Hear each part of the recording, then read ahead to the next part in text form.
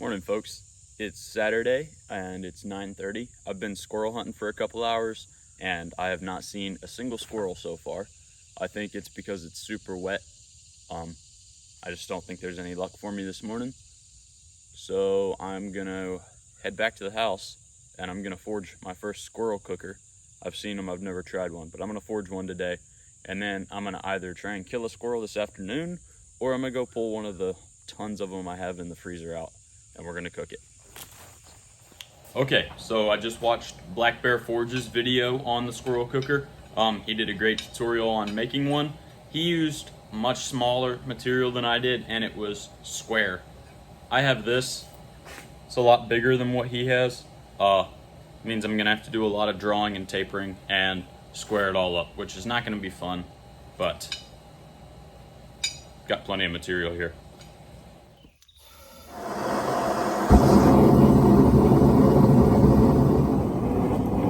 Okay, so I found a long, perfect piece of round bar, and that means I have much less drawing out to do. Really happy about this. I can forget this big stuff. Real happy about this.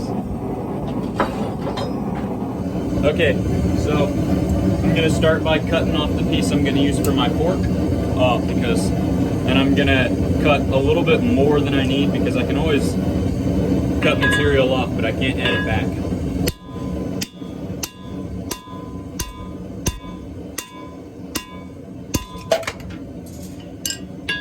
So we got my fork, and I'm gonna save this and I'll cut my ring later.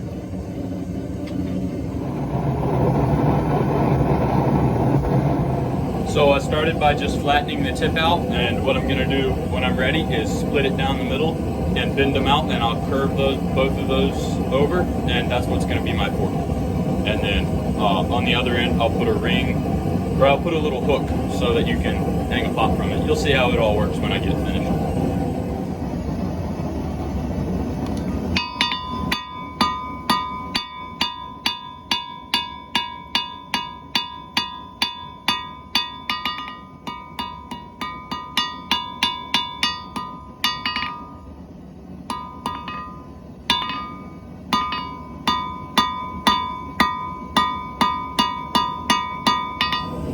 So I've got the tip flattened out where I can split it down the middle, and I've started squaring off this part right here. Next I'm going to go ahead, heat this paddle up, and go ahead and split it down the middle. While that heats up, I'll take the time to tell you, yes, I am wearing safety glasses. They're real, so you don't have to comment about that. I always like to brush all this slag off my anvil. It just makes for a much cleaner forge.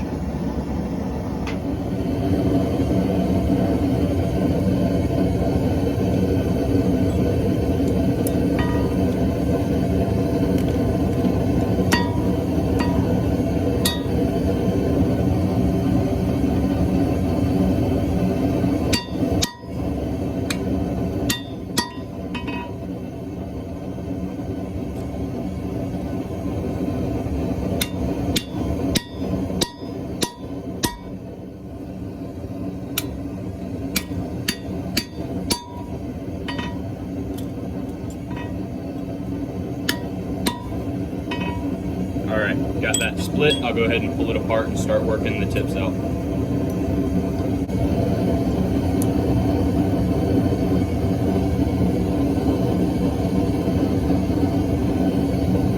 Okay, I'll take that over the anvil, start working it flat.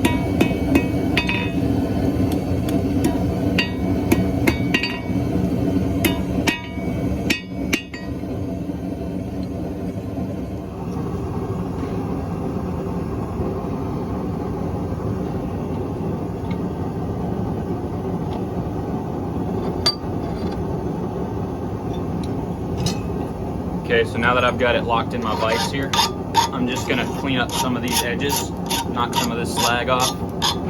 It'll make for a cleaner tine when it's all said and done.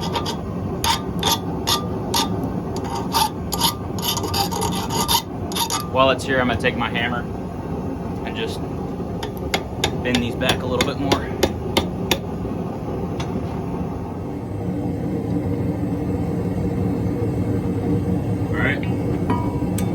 get these positioned a little bit better where I want them real quick.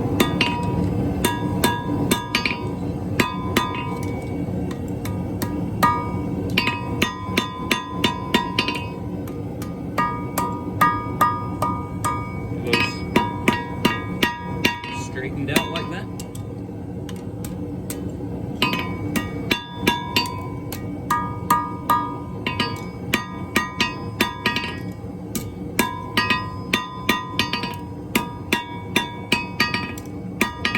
Pretty happy with those tines so far. Okay, so now that I got it hot again, I'm just gonna start working these out a little bit.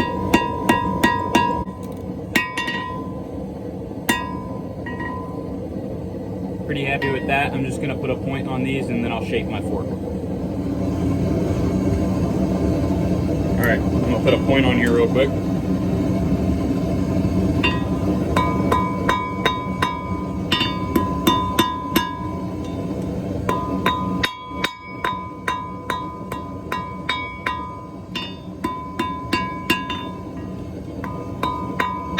They don't need to be super sharp, but they have to go through meat.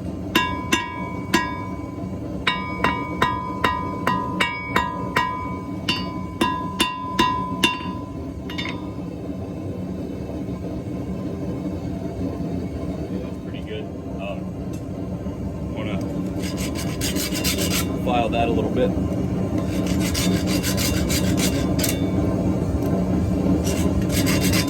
And that looks pretty good. I think I'm ready to shape my fork.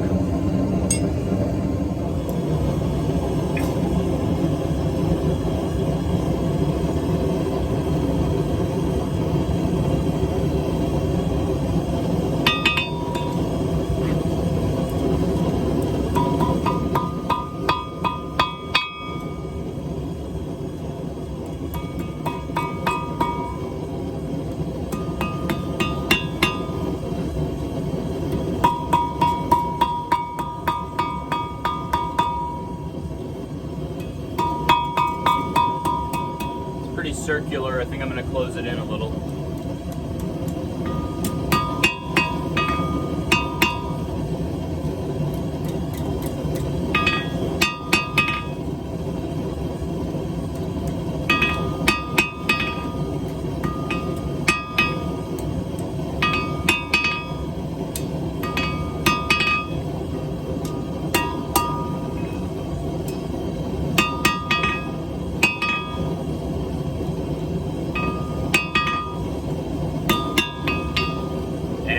That's going to work pretty good for my fork. I'm going to go ahead and start working on the handle. I'm going to square it up a little bit and put a twist in it.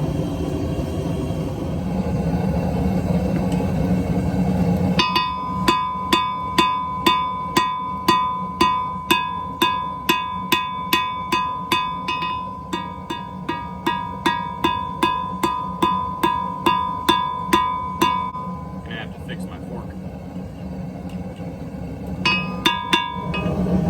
Okay, so pull this out of the fire and I'm going to grab it with my pliers here. Sit down, grab these about there, and I'm going to just twist it up, make it look nice and pretty. A little bit more, and that ought to do it. I'm going to grab this with the tongs and straighten it out before I put it back in the fire.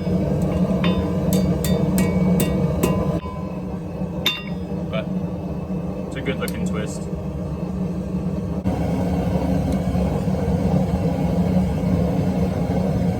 gonna have to round this back over and I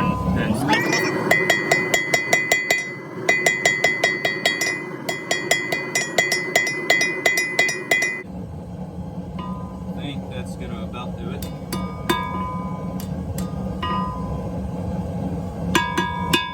I'm gonna heat my forks up and I'm gonna curve them over just a little bit. Just gonna slightly curve them up.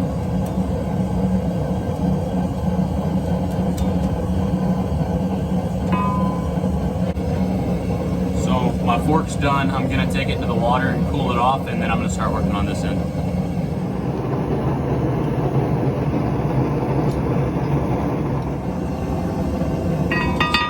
fork done, all I'm doing is beating this up a little bit, and I'm going to start drawing this into a taper to make a hook.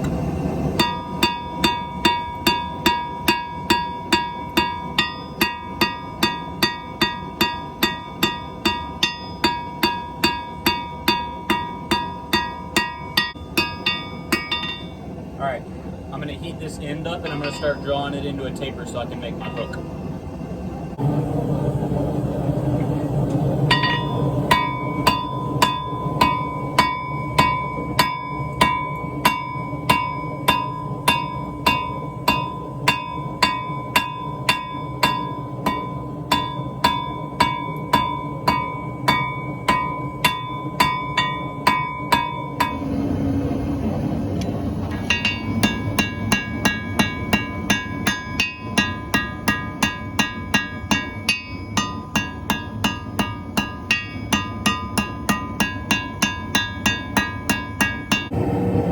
Okay, now I'm going to throw a little curly Q in there for decoration.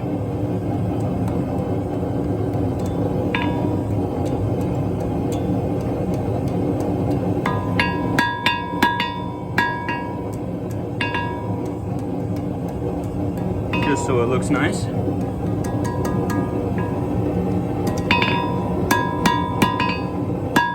Make sure this is rounded the way I want it.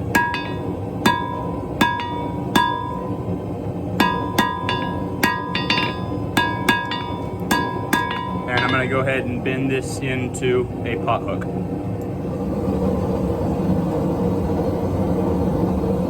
Okay, I'm going to cool this off real quick. I want to cool that curly Q so it doesn't bend out, and I'll go ahead and start bending a small hook in here to hang a pot.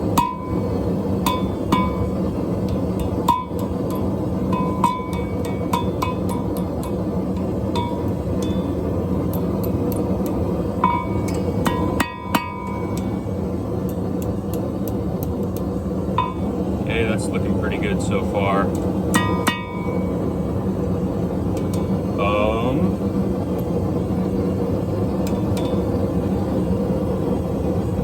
I think that'll make a good pot hook.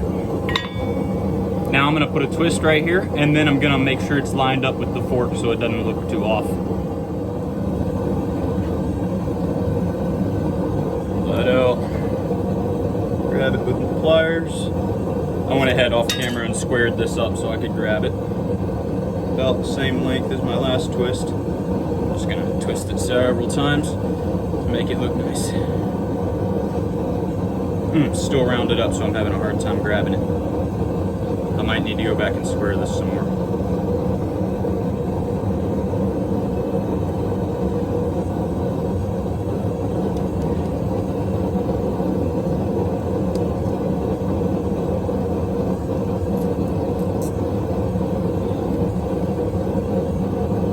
I'm almost there. I'm just gonna have to go with not a terribly pronounced twist.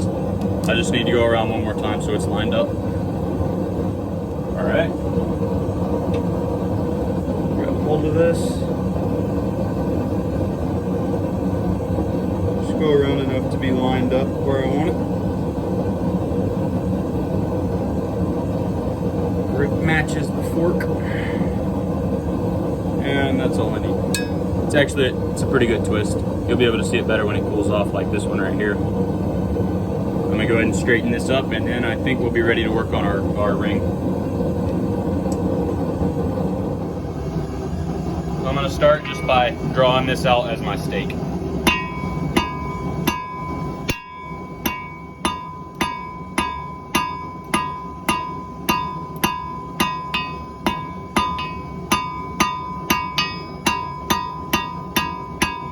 Doesn't need to be super sharp. Just pointy enough.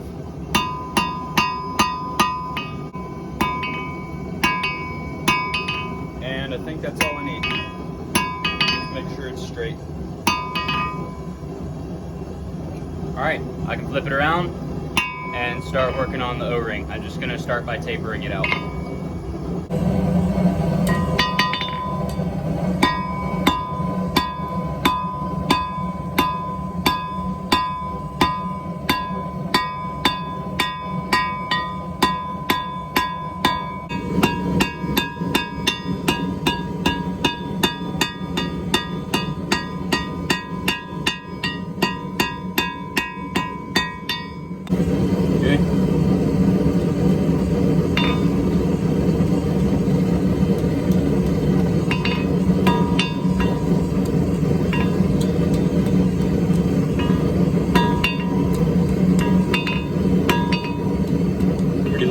I'm gonna cool it off and then I'll make my circle.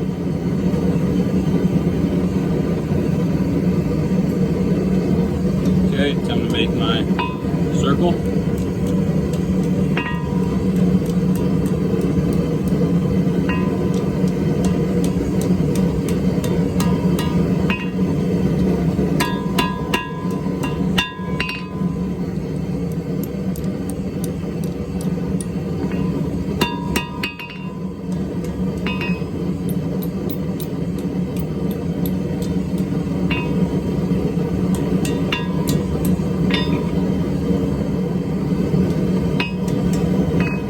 I think my circle's a little small. I'm gonna have to straighten it and start over. Okay, so I'm pretty happy with that ring. It needs to be bent at an angle so that the bar can fit through it. So I'm gonna heat it up and then I'll bend it over the side of the anvil. I forgot I was gonna twist it, so I'm gonna square this up before I put a twist in it, and then I'll turn it over the side of the anvil to get it at the angle I want.